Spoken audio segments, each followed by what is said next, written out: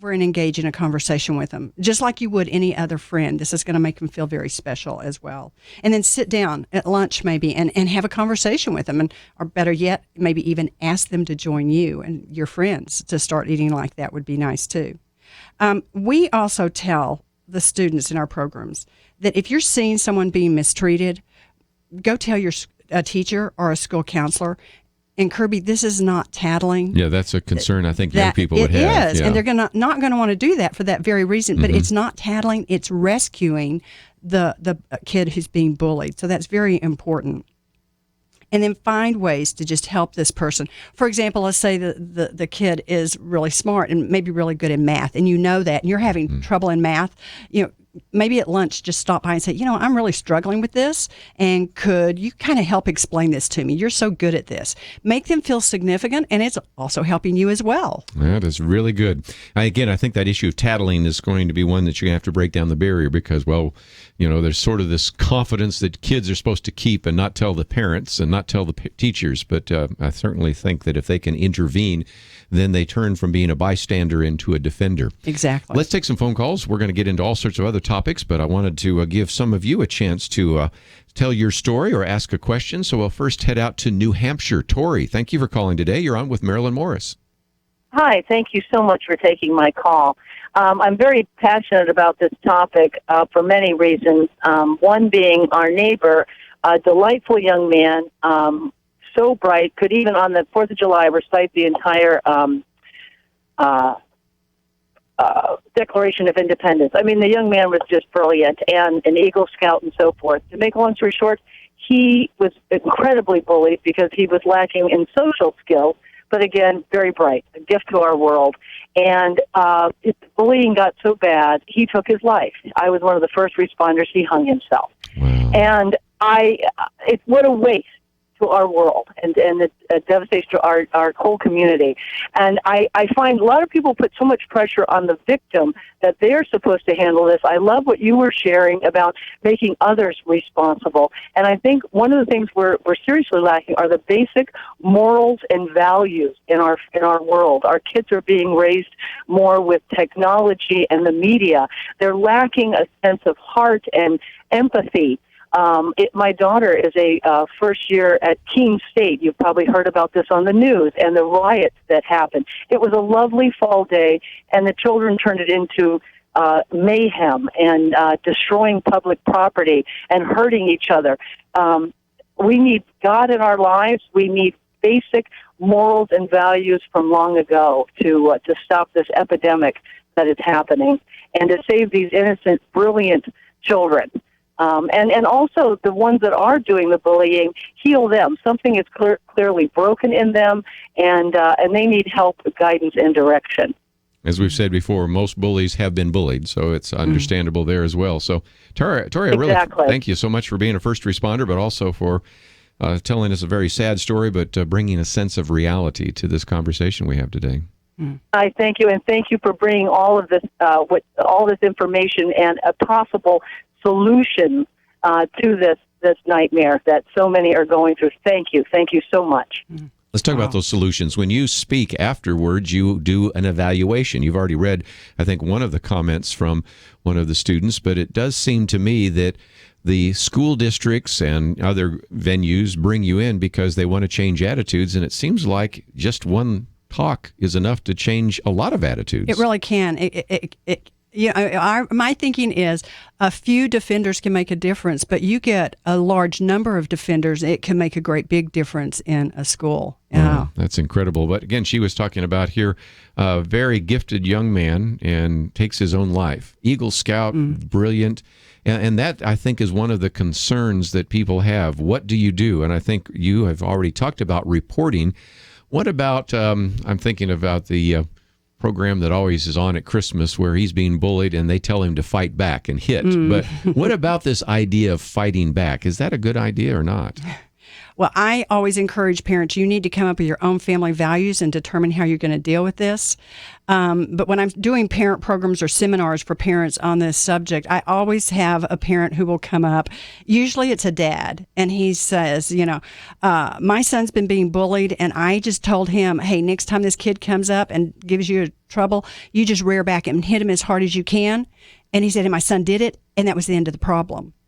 Yeah. And I said, well, that's a happy ending to that story. Sometimes that works, and sometimes it does not. It does, Kirby. Yeah. But this is what I want parents to stop and think about before you would encourage your child to do it. Because maybe your child could win this, but there's a good chance they won't. When kids fight, someone usually gets hurt. And if your child is the one being bullied, there's a good chance, or your child has probably a better chance of not winning than the kid doing the bullying. And when kids fight, there can be scrapes and cuts and bruises, or could be concussions and broken bones, or serious problems. Another thing to think about, when kids fight at school, they often get suspended from school, and that can go on your permanent record. And it does not matter that your child didn't start the fight. If your child is involved in the fight, your child could be suspended. Not a great idea. The other thing, this can also backfire, something a lot of parents don't consider. So let's say that your child does what dad said, okay, just turn around and slug him, and he does, and he wins the fight. And all of a sudden, your son is having this incredible surge of power going, whoa, this is great. And he loves the way he feels now. And all of a sudden, he's moving away from being the kid who's been bullied, and he's now becoming a bully. And you as the parent are leaving one problem, and you're walking into a new problem now. Another way, too, that it could backfire is, let's say your child does win the fight, but he's not getting this surge of power. He's just grateful it's over with and hoping that's the end of it. And he's walking home from school. He turns the corner, and there's the bully. But the bully's not alone this time. He's got 3 or 4 friends, and they're out for retaliation. So I encourage parents, think long and hard before you encourage your child to fight. There are other things you can do. And just again, think about it from the administrator's point of view. Somebody said something to him, and then you hit them. Who escalated the confrontation? The one that you told to hit the bully. So, I mean, there are some real consequences to think that through, and you've taken us through quite a number there. And again, you can go to Aim for Success and find a lot more, but let's go back to the phones and pick up another question here. We'll go to Rhode Island this time. WKRP, Denise, thank you for joining us today. Yes, hi. Thank you for taking my call. I just want to ask the guest speaker, what do we do about the bully? Because I see that in a lot of topics, people take interest on the bullied, but they never address the bully. So it seems like the bully always gets away with it, and they grow up, and they take that behavior onto the job site, and they start bullying coworkers. So this is something that I feel that needs to get addressed when they start the bullying, which is school. I'm a victim of being bullied, and I'm an older person. I'm an adult, so I know the feeling. I never had like I wanted to commit suicide or anything like that. I followed that, ignore, and sit somewhere else, but it still hurts. It's painful, the treatment. So unless you're bullied, if you've never been a victim of being bullied, you never understand what a victim goes through. Wow. And and I like the question that you asked the guest speaker if she has ever been bullied, and she said no. So she will never, ever, no matter how many books she writes, no matter how many speeches she gives, she will never, ever understand what we go through when we're going through it. Well, appreciate your testimony. We're going to take a break. When we come back, we'll get some other comments and talk about what else we can do to help this situation and to improve it. We'll talk more right after this.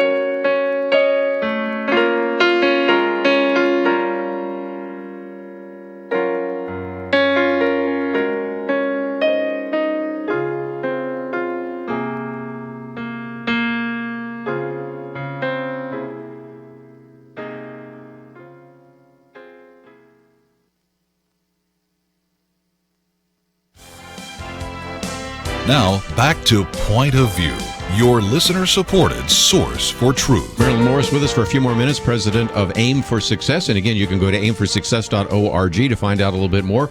We also have the video that I would encourage you to watch. But what about this? It seems to me we almost always think about bullying as something that happens in middle school or high school. We're finding, first of all, it starts earlier, but also it seems to actually continue into adulthood in some cases. It can, Kirby. In fact, bullying often starts in schools in kindergarten, first, second grade, but it usually tends to peak when kids are around 11, 12, 13 years old. But if it doesn't end there, it usually will go on into high school, and those people who continue to bully in high schools will usually continue to be a bully the rest of their life. Wow. And so that's the parent who's the bully, or your neighbor who's a bully, or your boss, like the lady was talking about a few minutes ago, that's a bully. And those people can be difficult to live with, difficult to work with. Probably my first suggestion is just a verse from the Bible that says, love your enemies and pray for those who persecute you. And, because that can be a difficult situation for everybody. Sometimes it really helps, though, to just go sit down with that person, if it is your boss or maybe your parent, but for sure your boss or a neighbor, and just say, what you're doing really hurts my feelings. Sometimes that will wake a person up and go, oh my gosh, I didn't know I was coming across that way. That doesn't always work, but sometimes it does. Certainly does. Let's get back to kids for just a minute. We've already talked a little bit about the need for defenders, and certainly teachers can jump in here, but I'm sure a lot of parents right now are saying, okay, we got a problem in our home. What can I do? Is there anything a parent can do when we're talking about bullying? Yes, I'm going to share with you 5 social skills that I think would be very beneficial for your kids. And these are so simple. I think the audience could look and go, really? but honestly, kids with good social skills usually are not the kids being bullied, and they're usually not the ones bullying either. So these are so easy, but here's what you can do. First one you want to teach your child to do is just smile. And again, that sounds simple, but a pleasant look on the face helps. And then make eye contact with the person. People who walk around school all day looking at the ground look intimidated. So make eye contact. Say a friendly hello. Call the people by name around you. This all makes a big difference. Now, I'm going to ask the parents to do something for me for a minute. Sure. I want you to think of yourself as in your kitchen, and you're talking to one of your best friends. The two of you are having a conversation face to face, and in walks your child. Now, I want to ask you, what is your child going to do when he walks in? Is he going to turn around and say, oh, hi, Mrs. Jones, how are you? Or will your child just walk in and walk right on out of the room? And if your child is that last one, the one that's just going to walk through, there's your first homework assignment. You're going to want to teach your child to recognize the world around them. Turn to Mrs. Jones and say, hi, how are you? And be friendly like that. Okay, you're building social skills. The 5th social skill is to accept compliments graciously by simply saying thank you. Okay, so go back in your kitchen, you're talking with your friend, and in walks your child, and Mrs. Jones turns to your child and says, oh, by the way, I heard you got a really great award at school. Congratulations. Okay, so is your child going to say, well, thank you, I appreciate that? Or is your child going to shrug her shoulders and go, it wasn't a big deal? And you need to realize, if your child shrugs her shoulders and says it wasn't a big deal, that was very rude. Mrs. Jones just paid your child a very nice compliment. They need to learn to say thank you graciously. And if your child can really master these 5 social skills, it'll help them go a long way in life. Think about when they graduate they're in high school and they want to get that job at McDonald's. If they have these 5 social skills, they're more likely to get that job. That's for When they sure. graduate from college, they've got these 5 social skills. It's going to help them all the way through their life. One other point I wanted to make is that bullying has been bad enough, but cyberbullying is a new wrinkle to that as well. And again, at Aim for Success, you've got lots of information about that, but share with us just a few things we need to understand about cyberbullying. Yeah, we let kids help them realize they are the first generation of teenagers in the history of the world growing up with social media at their fingertips. And it's exciting and it's fun and all of that, but there are people who have come in now and made this into a serious weapon. And there are, as the lady was speaking earlier, one of the callers, there are kids committing suicide over this. They can't handle what's being done to them. So, what we encourage kids to do, these are some of the comments we share with them in the program. The best response is no response. Just ignore what's happening. And this drives cyberbullies nuts. In fact, there's nothing that will infuriate a cyberbully more than just ignoring the messages. So do that. And if you've already been involved and you've been responding, then stop responding. And you can always try unfriending, removing, or blocking the person, and then report this also to your internet or cell phone service provider. Sometimes that'll work, but sometimes it doesn't. And then if it's still continuing, we don't tell the kids this suggestion. This is what we tell the parents at our parent programs. If it still continues, what we can encourage parents to do is then get involved, not their child, but the parent.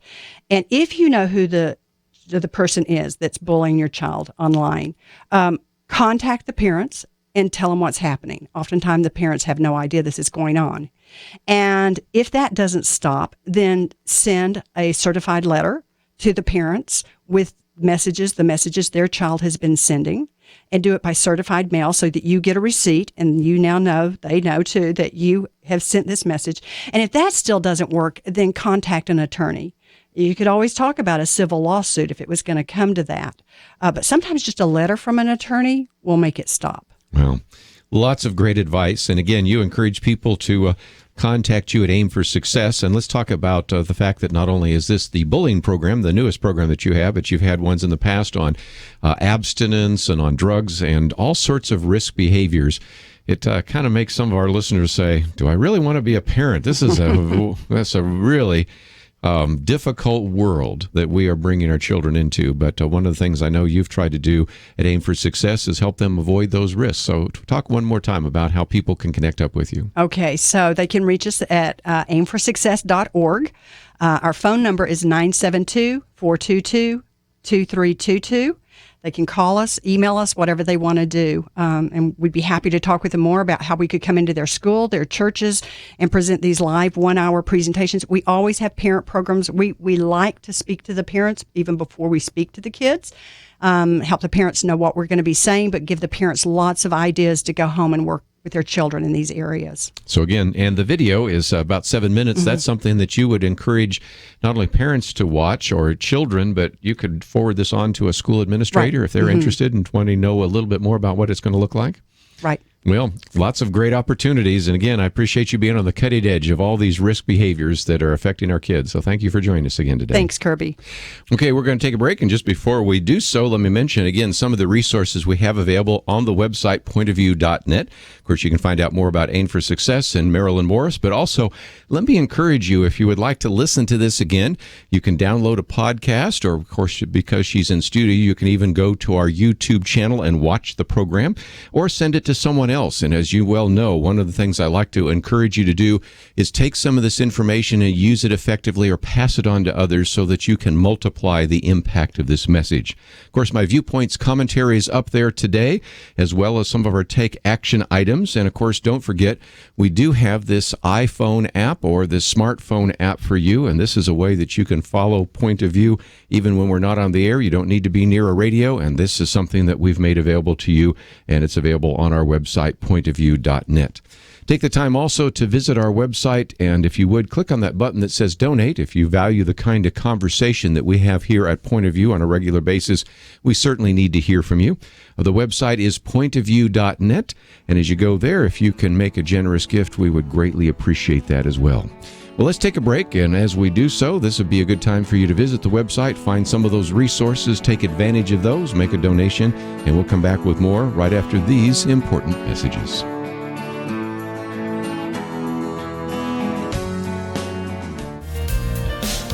This time of year, it seems everyone's looking for a better, more affordable healthcare solution. But with costs rising and options limited, where do you turn? If you're a Christian, you turn to Medishare. It's not insurance. It's over 154,000 believers who share each other's medical bills. It's about half the cost of healthcare insurance programs. And it's fully acceptable under the law. Best of all, Medishare is based on the timeless principles found in God's Word. You never pay for things that go against your beliefs. Medishare is healthcare that fits your family and your faith. Learn how thousands of Christians can help you save on your health care. For your free information guide, call 855-87-BIBLE. Not available in Montana.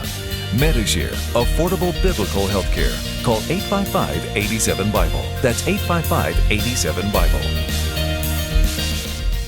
A big thank you to members of Truth Team 360. You make this program possible. Not a member yet? Join today at pointofview.net. Click on Donate Now and become a monthly partner. Pointofview.net. Point of View will continue after this.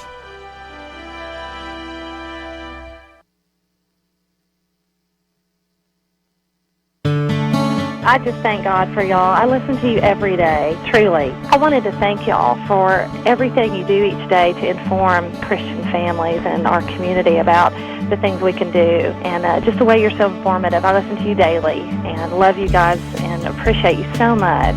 God bless you, Kirby, for keeping this show so on track and for the decades of wonderful help to this nation that Point of View has been. We're all big fans of your work, and we pray that God will just prosper it. As a Christian, over the years that I've followed this program, I am constantly challenged to be on guard and to evaluate what's going on. And if for no other reason, to protect the caliber and the truth of your programming, I need to participate and to back your program financially to ensure that the truth stays out there for people to hear, to view, and to be a part of.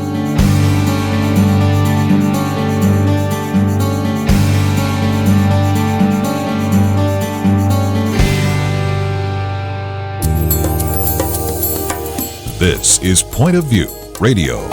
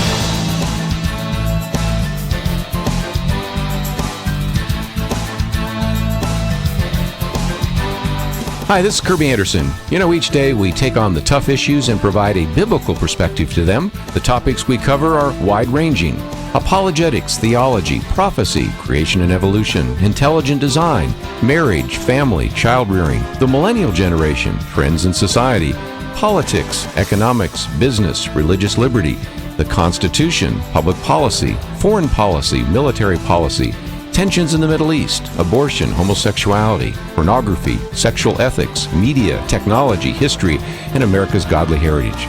We talk about anything that affects your faith, your family, or your freedom. So don't go anywhere, because Point of View continues right now.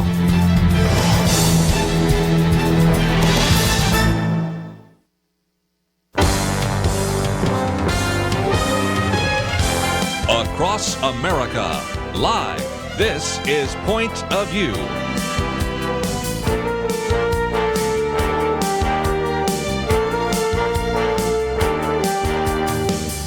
And now, Kirby Anderson. Second hour today, I want to spend some time talking about abortion clinics and abortion in particular, but really the desire that we have to close many of them down, because, you know, as we close abortion clinics, babies are saved.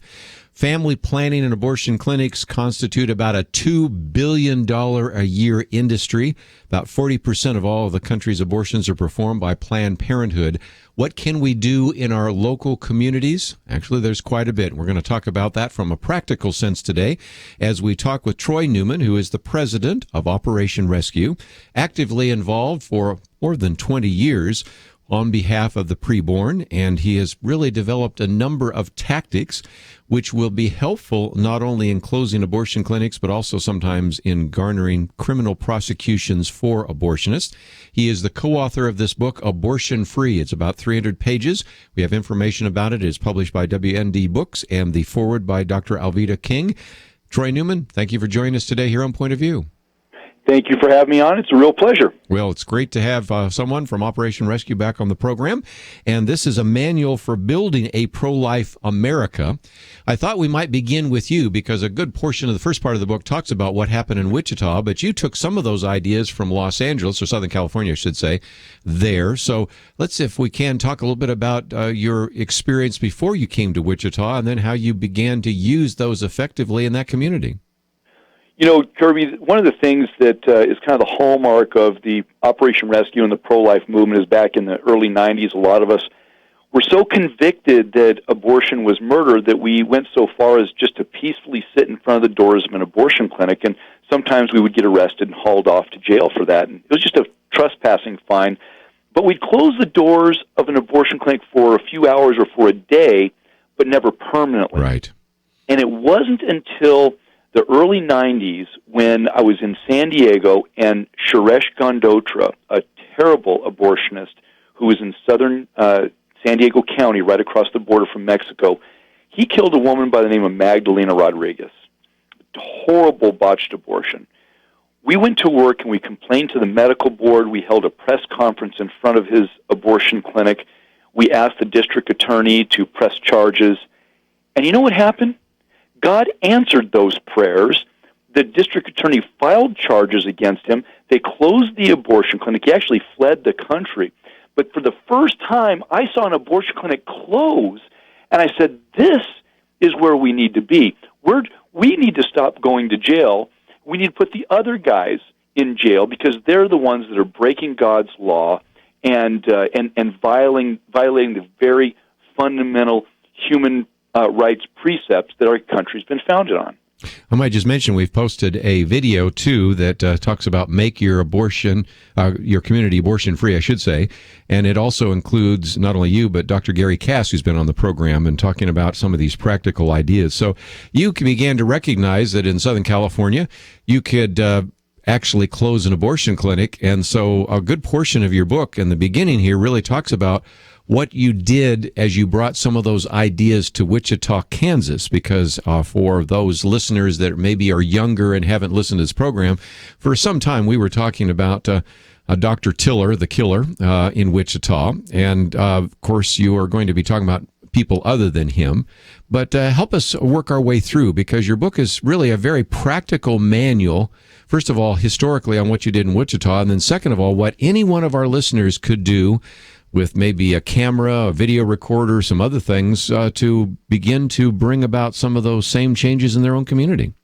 Right. And thanks for mentioning that, because historically, Wichita, we called it the Summer of Mercy in 1991. It was the pinnacle of not only the abortion rights movement, but also the pinnacle of Operation Rescue's peaceful, nonviolent tactics to close down abortion clinics. We said that we'll never end embryonic stem cell research, where they're taking a baby that's 1 cell to 100 cells big, just a very small human individual, and they're using them for human experimentation. We'll never stop that if we're having the largest late-term abortion clinic in the free world right in the heartland of America. Right. So even though we were closing abortion clinics throughout Southern California, we pulled up our office, and I sold my little business, and I moved my family to Wichita, Kansas, the abortion capital of the world. Mr. Tiller was doing abortions on women, late-term abortions on women from all over the country. A lot of times we call France a liberal country. They don't have abortions after 3 months. America does. America, Canada, and China have abortions all the way through 9 months of pregnancy, and George Tiller specialized in this. Well, again, Tiller's Women's Health Care Services. And again, I recognize we have some listeners that maybe are new to this. We always pick up new listeners, and some of them may not be familiar with the fact that he had an arrangement with the local motel. He had, in a sense, all sorts of connections with then governor, and we'll talk about that in just a minute. But talk about what it took for him to build this abortion center right there in the middle of kind of the heartland of America. Yeah, Hillary Clinton wrote a book that it takes a community, or it takes a city to raise a child. I think that's what it was. But it also takes a city to kill a child, because there's a network that you've got to develop. As you mentioned, a late-term abortion facility, that those late-term abortions take 2, 3, sometimes 4 days to dilate that cervix large enough to extract that baby. So he's got to have connections with Governor Sebelius, the Attorney General, the District Attorney, the local hospital. You mentioned the local motels, because these women were stabled there as almost an adjunct to his abortion facility during the midst of this 3 and 4 day procedure. And so this whole network, a climate of death, was built here in America's heartland, and we had to systematically dismantle it. First thing we did is we said, we called a spade, that this place was the largest freestanding late-term abortion facility in the free world outside of communist China. And we began taking some of the pictures of the horrible pictures of the victims of what Mr. Tiller did to his abortion victims, and display them and tell the community, this is what's going on in this place. And we had to shock their conscience, honestly, because, here in the heartland, people will say, well, something like that might happen in New York or, big city in L.A., but certainly not in Wichita. And then we went after and exposed the politicians, the local city council members and local state reps and state senators, and all the way up to the Attorney General and Governor Sebelius, who helped support and cover up for the crimes. Next, we elected an Attorney General, Phil Klein. Yeah. Oh, great man of God. He relentlessly pursued the criminal actions, because, we've been really good as a movement, the pro-life movement, of passing pro-life legislation all across America. We've been really bad at the enforcement of these laws. So even though Kansas is a red state and was a red state, we were really bad at enforcing the laws that they had passed to obstruct Mr. Tiller from doing these late-term abortions. Let me jump in, because we have one of those breaks, but when we come back, I want to continue that, because, boy, again, it just illustrates who you elect. I mean, Phil Klein, who was the Attorney General. I mean, think of the difference between Governor Kathleen Sebelius and Governor Sam Brownback. I mean, you can see that elections really do matter. So we're going to take a break, continue our conversation with Troy Newman. By the way, I'll open up the phones. People already calling in, as I suspect they would. 1-800-351-1212, talking about abortion free. We'll continue that right after this.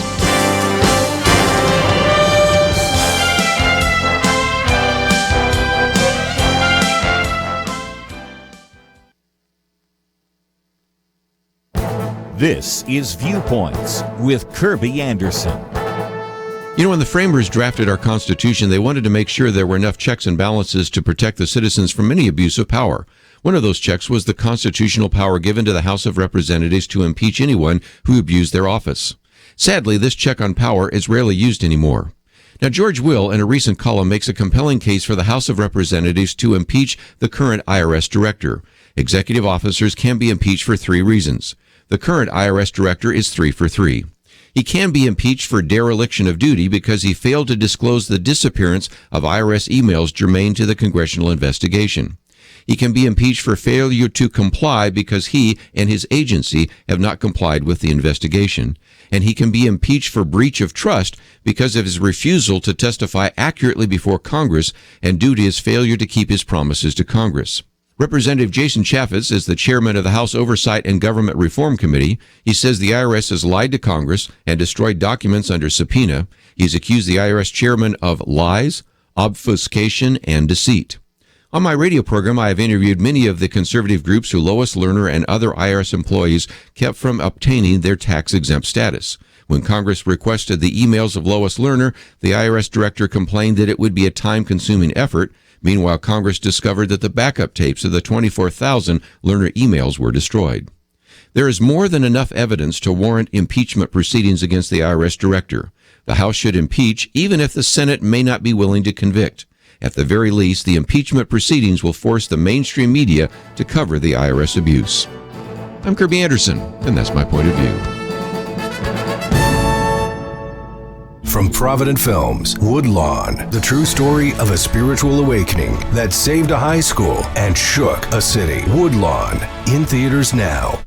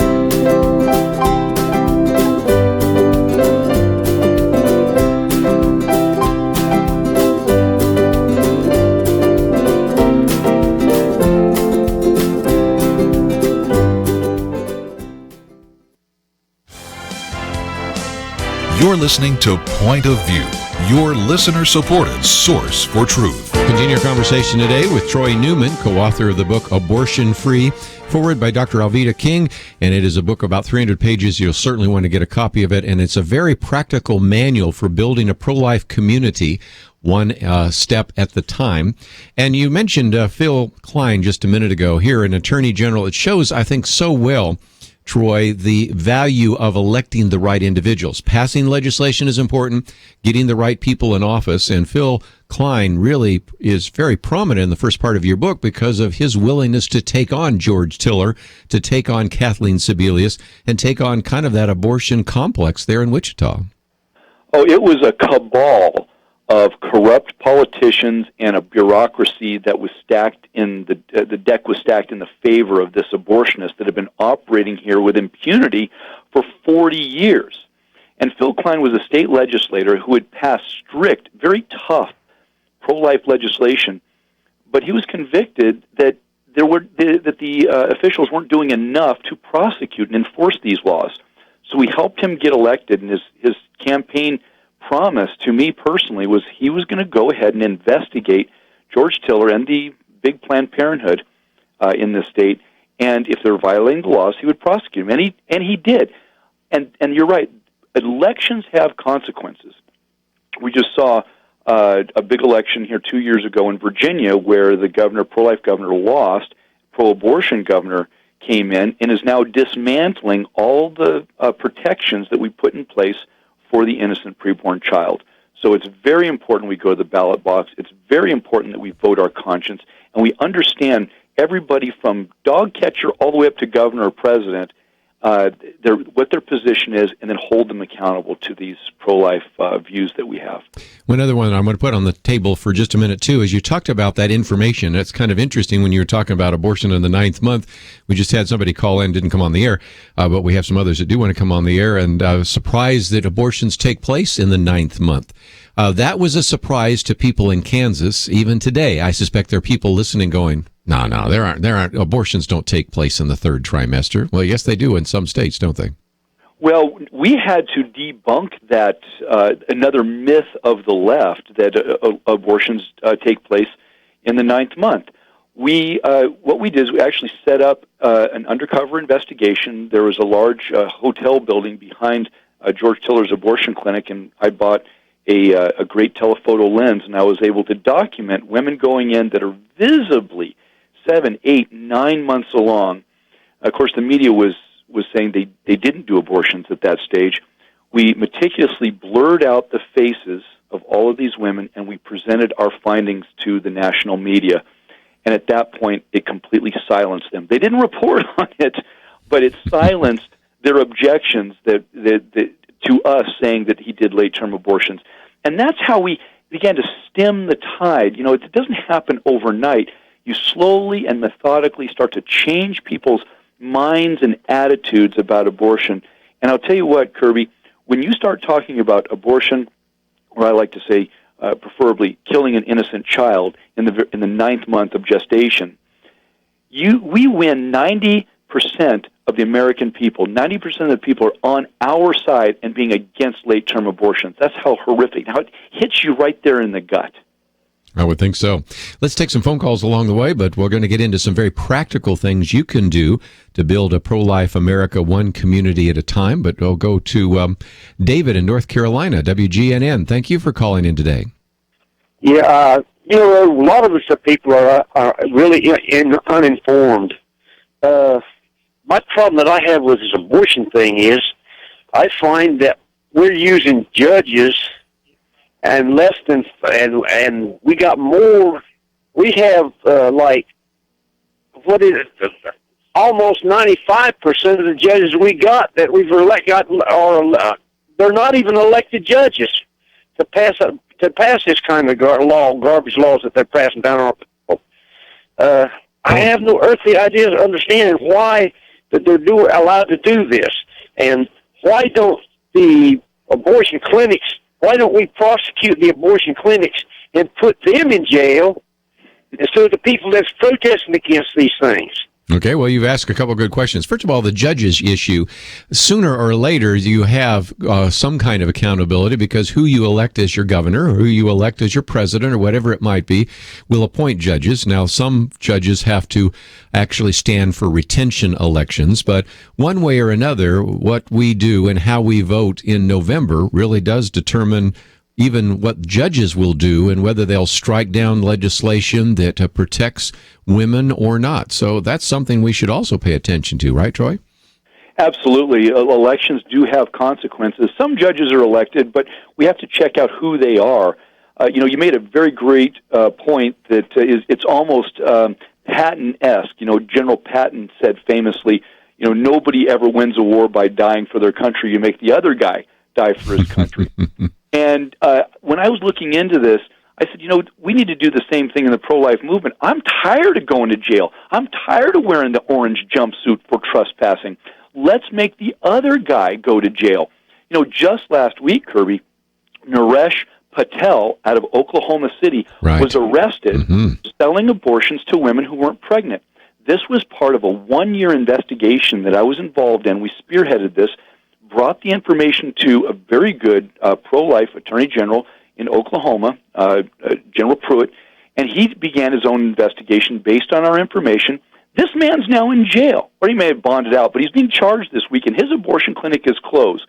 When we close abortion clinics, it has a direct result of saving babies.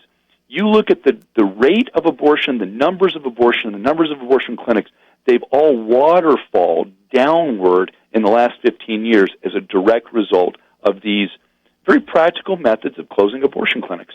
I might just mention that we do have a link to your website, operationrescue.org. First article there is the one about Naresh Patel in Oklahoma. For our Oklahoma listeners, you may be well familiar with that, but for people around the country, you may not be aware of another abortionist that actually has been arrested. And I'd like to spend some time and then open up the phones for comments on some of the practical suggestions. You do such a good job in the first part of the book about what happens in Wichita, and I think you've got some great opportunity here to learn some lessons vicariously from you about how you were able to end the Tiller abortion legacy. But let's, if we can, just real quickly get into what you call the nuts and bolts. What does it take to actually do that? And the first thing is back to gathering the facts. You just a few minutes ago talked about what it took in the case of getting a telephoto lens. We might also talk about if you were in a state where you can record conversations. Some of the conversations you can record from an abortion clinic can be used as evidence in a trial or an investigation. So talk about how we can be sort of the eyes and ears for the pro-life community. That's an excellent point. One of the best tools we've found is the public records search. The open and honest government is key to having, a form of a republic that we have. So, an open record search, or like say the 911 calls. When you have a botched abortion at a local abortion clinic, and you know that a woman has been there for an abortion, she's been carted off in an ambulance. Oftentimes they call 911 because they don't have hospital privileges. In other words, they're not quality physicians that you can bring them to their local hospital and treat them. They've got to call 911 just as if you've fallen off the curb or gotten in a car wreck. Well, you go get those 911 calls, and it's very, very effective to see what they say. A woman could be hemorrhaging badly. She may have died. She may not be breathing. You take that information and you make it public, and we're great at these press releases where you detail who the abortionist was, what time it happened, take the picture of the ambulance, maybe get the recording from the 911 call or the CAD transcript detailing what happened, and then you can go to the medical board and say, look, this guy just botched another abortion, because we keep track of them all. You go to the district attorney and say, is there something illegal going on there? And you might want to investigate. And, of course, the media does their job of showing how bad this place is, and each one of those degrades their ability, another war analogy, degrades the enemy's ability to make war on the children, but degrades their ability to sell abortions, because women are going to be exposed to the horrific and trauma that these women experienced. And overall, it decreases their business and puts them out of business. Let's take a break, and we'd love to hear from some of you that maybe have questions about how to close down an abortion clinic in your community. Maybe you've been successful in doing so. We'd love to hear your comments. 1-800-351-1212. This book, about 300 pages, a whole section in the back here on resources where it has various pro-life organizations and various pro-life legal organizations and blogs and other resources. And one of the endorsements, of course, comes from our friend David B. Wright, National Director for 40 Days for Life. He calls this a definitive guidebook on how to expose and close abortion facilities. So we'd love to hear from you. 1-800-351-1212. We'll continue our conversation with Troy Newman as we talk about the book that he co-authored, Abortion Free. That coming up right after this. This time of year, it seems everyone's looking for a better, more affordable healthcare solution. But with costs rising and options limited, where do you turn? If you're a Christian, you turn to Medishare. It's not insurance. It's over 154,000 believers who share each other's medical bills. It's about half the cost of healthcare insurance programs. And it's fully acceptable under the law. Best of all, Medishare is based on the timeless principles found in God's Word. You never pay for things that go against your beliefs. Medishare is healthcare that fits your family and your faith. Learn how thousands of Christians can help you save on your healthcare. For your free information guide, call 855-87-BIBLE. Not available in Montana. Medishare, affordable biblical healthcare. Call 855-87-BIBLE. That's 855-87-BIBLE. Take Kirby and the Truth Team with you wherever you go. You can listen, you can read, you can watch. Visit the Apple or Google Play Store and download the free Point of View radio app. Get it today, the Point of View radio app. Point of View will continue after this.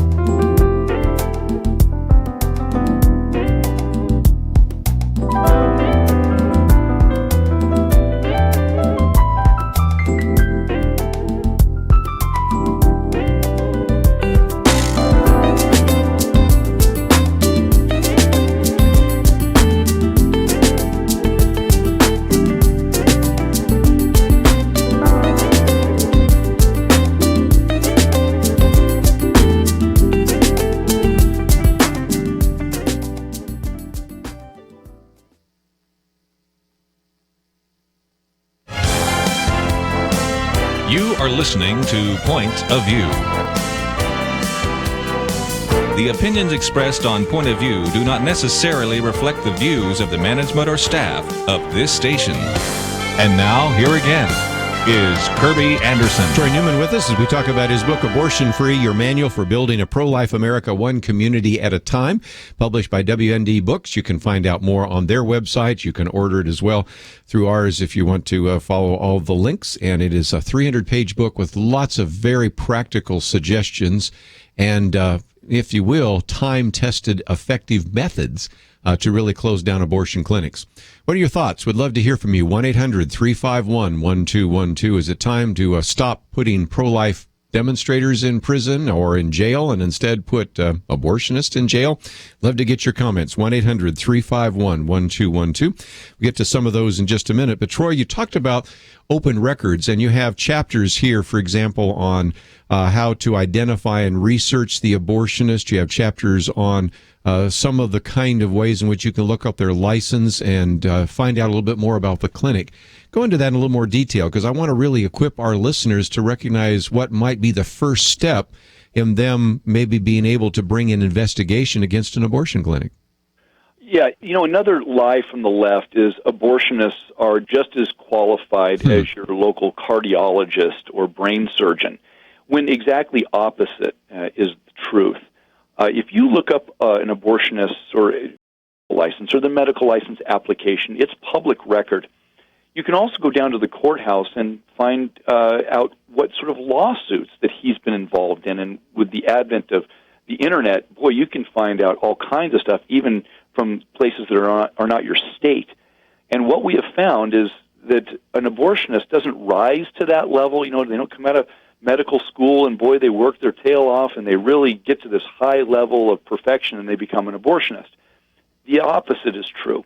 They come out of medical school and they start making mistake after mistake after mistake, and they sink to the lowest possible position that a physician can find himself in, and that is sucking out a baby's body from a uterus about the size of a small water balloon, day in and day out. Your local family physician has more continuing education, knows more, does more on a daily basis than an abortionist does. And so what happens with this redundancy is they'll perforate a uterus, lacerate a cervix, give too much anesthesia to somebody, like in the case of Laura Hope Smith, where she died.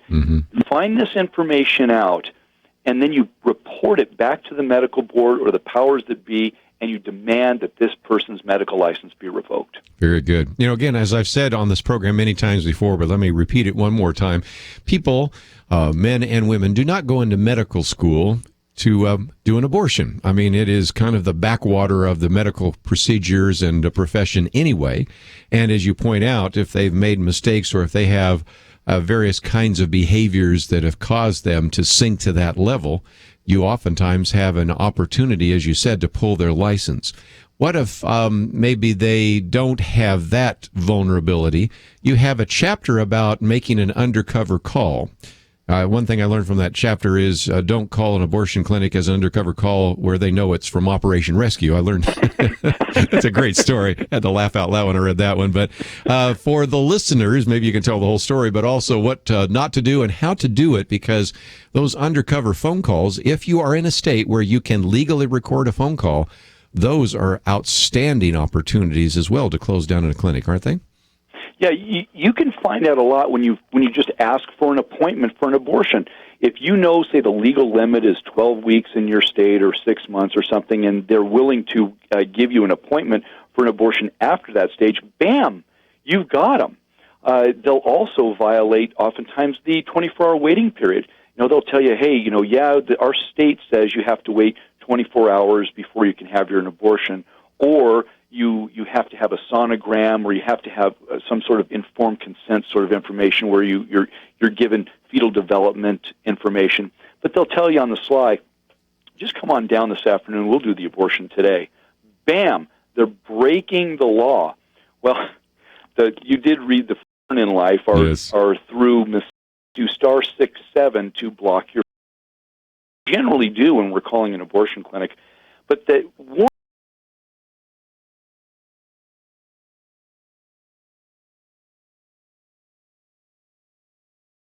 act, and at the end they said, gee, that's really weird that you're calling from Operation Rescue. Then you hung up the phone. I said, yeah, that's weird. Click. Yeah, but learn a lesson, especially where you're calling from. Don't call from your church number or whatever it is. But again, you make a list of questions that you would like to have answered. And of course, we've had on this program, Troy, a number of times, whether it's been Mark Crutcher or some of the other, Lila Rose and all the rest. I mean, these are individuals that have been able to catch individuals who have that. So you've really over the years been able to use various kinds of investigations to show that these are not the most reputable people that run many of these abortion clinics. Well, take Mr. Patel, this man that was arrested last week. This man was dumping medical records in the trash, which is a clear violation of HIPAA. It's a federal law to protect your care about that.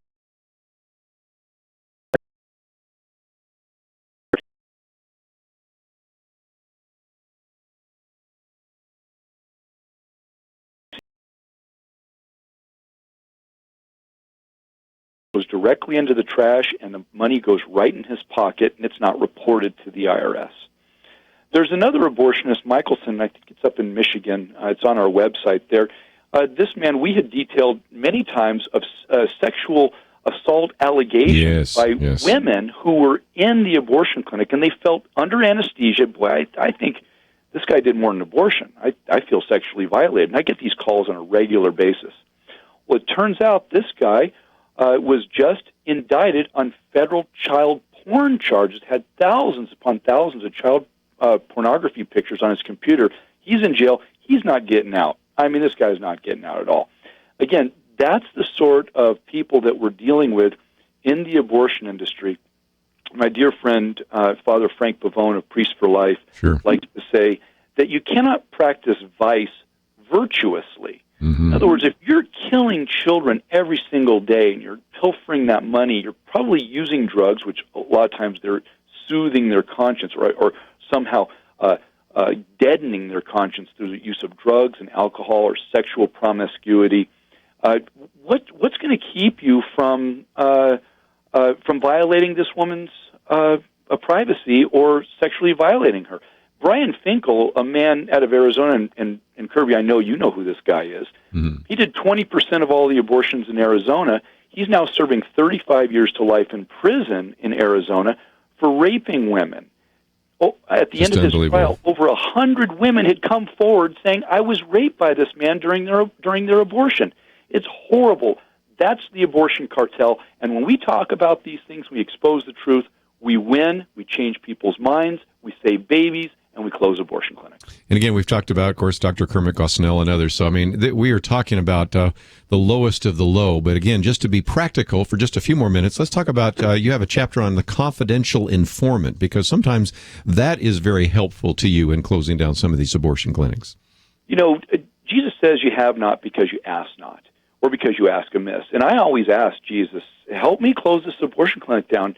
You know, Rumsfeld was famous for his, the known unknowns and the unknown unknowns and all that.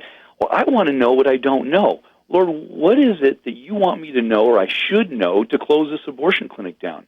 And you put the word out that you're looking for information, and lo and behold, oftentimes God will send you a little bird that will tell you in the ear exactly what's going on, and oftentimes that comes in the form of someone that works in or did work inside that abortion clinic.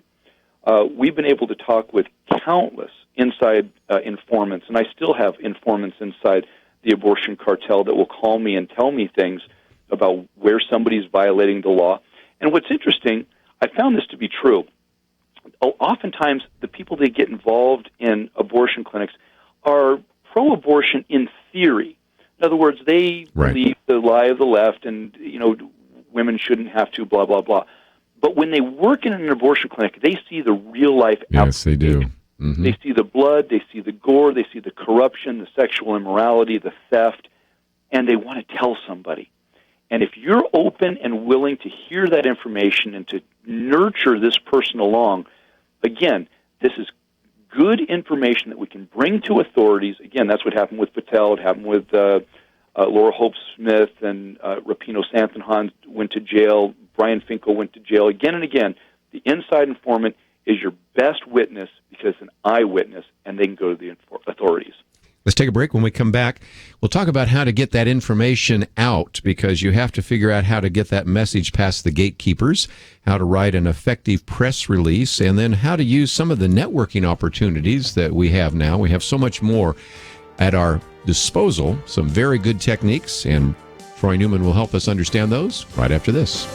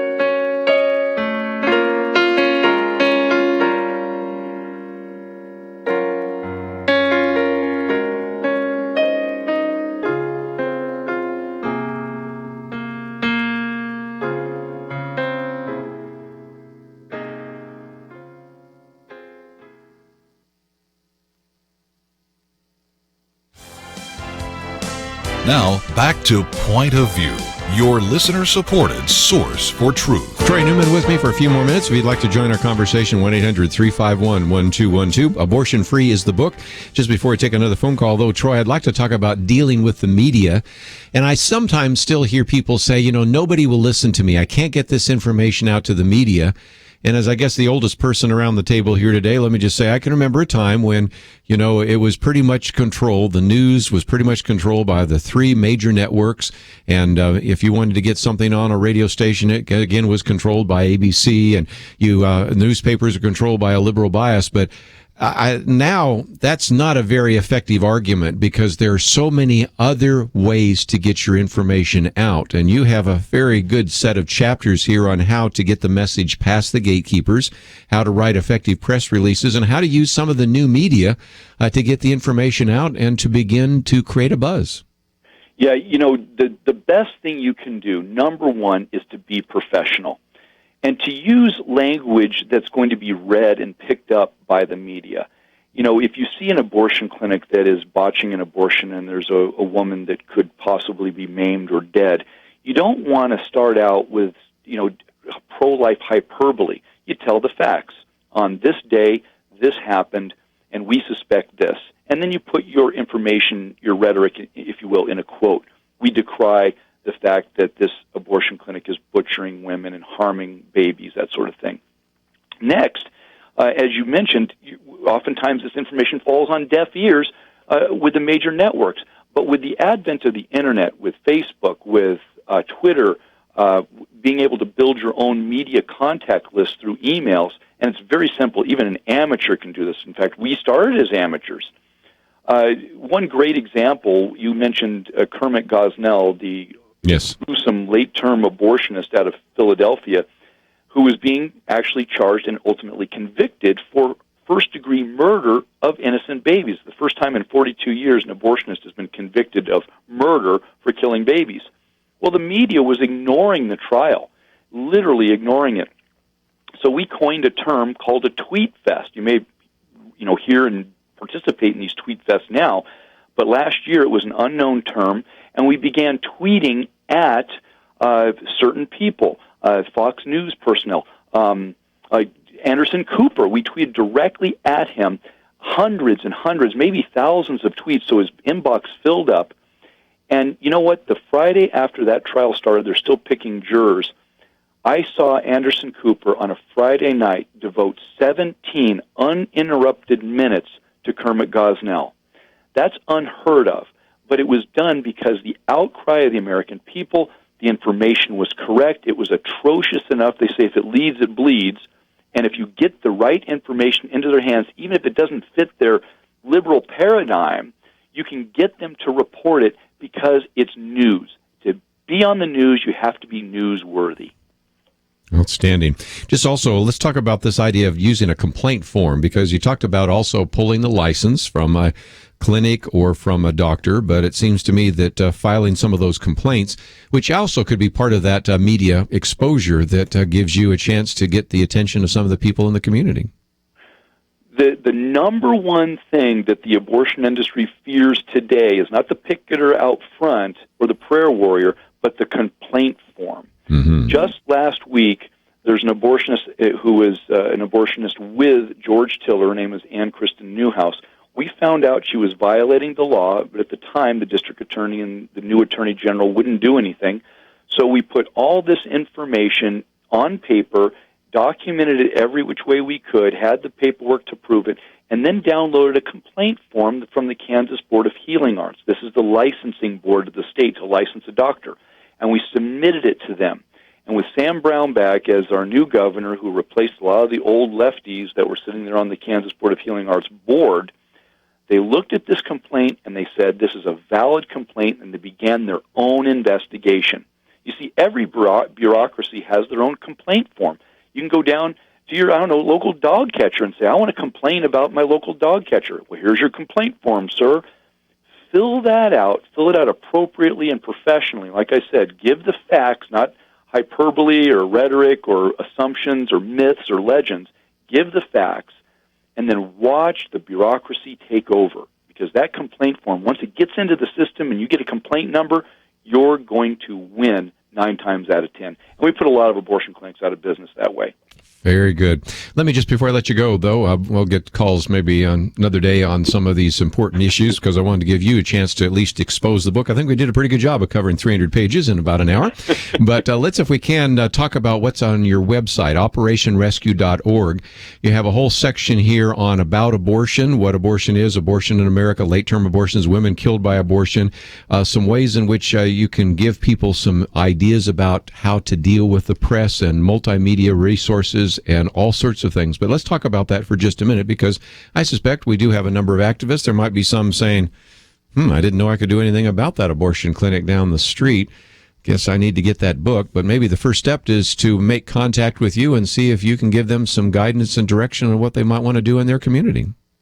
Thank you for mentioning the website, Kirby, because it's not just a promotional website. I look at it as an informational website.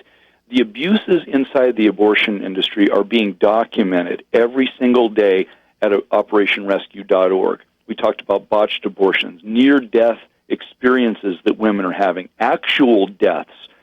We've documented dozens and dozens of women who have been murdered by their abortionists inside abortion clinics, women who think they're just going in for a, quote, safe legal procedure. We mentioned Michaelis out of Michigan, who has been indicted on child pornography charges. Mentioned Brian Finkel, who's sitting in jail right now. Kermit Gosnell, who's sitting in jail right now. Rapino Santhanhond.